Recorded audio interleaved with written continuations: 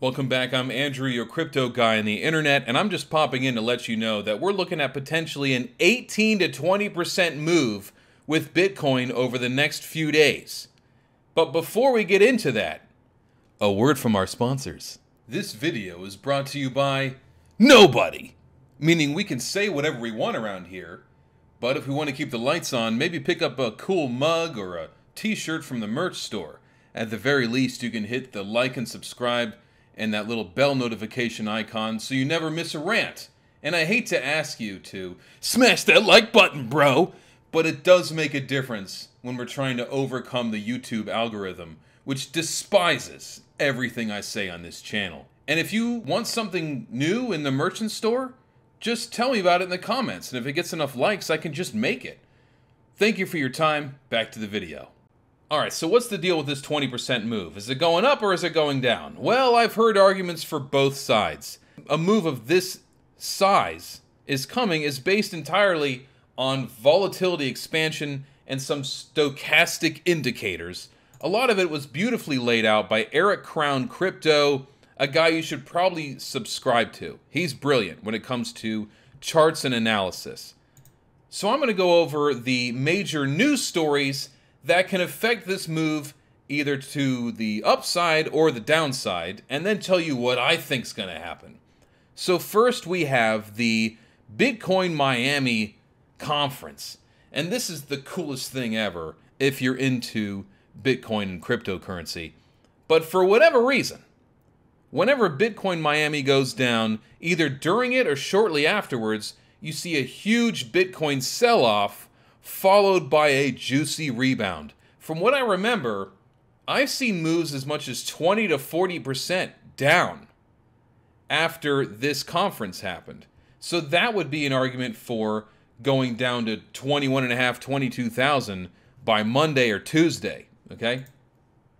Political news, and I know you guys don't like this, but it's all tied together with the market.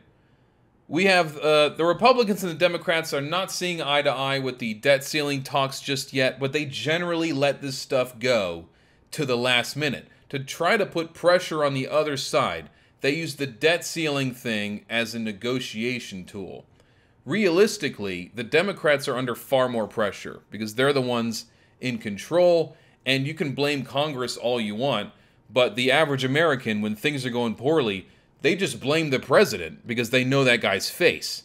And so, to recap, the Republicans want to cut some spending in order to raise the debt ceiling, and the Democrats do not want to cut any spending. They just want a clean debt increase, no questions asked. And so they're arguing back and forth on both sides, and they'll reach some kind of agreement by June 1st or 2nd, is what I'm thinking.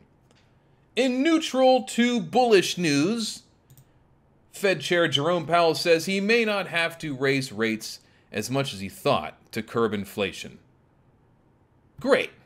Okay, we'll see. But on the outside of all this, crypto regulation is happening in other parts of the world and it's putting big pressure on the United States. So the UK is considering regulating crypto as gambling. I mean, I guess a lot of people just kind of gamble these meme tokens. That's something. I think it's kind of goofy, but it is a set of rules that we can work around and work with. And so this is attracting a lot of innovation and attention to the UK away from the United States.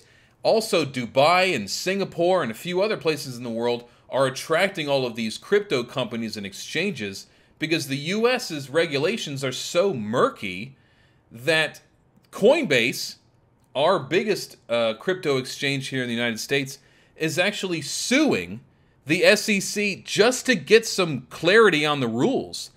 Coinbase is going, you can't keep fining me and suing me and then not tell me the rules that I broke. So I'm going to sue you so you'll tell me what the rules actually are so I can run my business here. But a lot of these other companies aren't even doing that. They're just going, well, if it sucks here, I'm just going to leave. And that's what they're doing. And they're going to the UK, among other places. So this, like I said, this puts pressure on the United States to be more pro-crypto, or at least get some rules put in place so we can all play together and make money. What do I think's going to happen? We are looking at a blood diamond on the 4 hour. on Market Cipher, which doesn't really mean very much on short-term time frames. But I think if we're timing this out with the debt ceiling increase, which will probably happen on June 1st, I think we're going down a lot and then rebounding much further up. So I think we stay within this range. I think we have more pressure to the downside than the upside, because right now the RSI is right in the middle. It's not sure of itself. Money flow, everything's kind of just hesitating right now. We're waiting for something to happen, okay? So I think with the Miami conference and the usual stuff, we go down 18 to 20%, okay?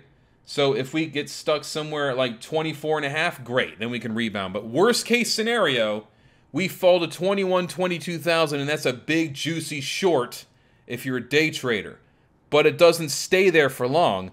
I think we rebound all the way back up to either local highs, which is about 31,000 flat, or a little beyond that, which is just under 32,000. A couple of other people are saying that if we close above 27.3 anytime soon, we're blasting off to 35,000.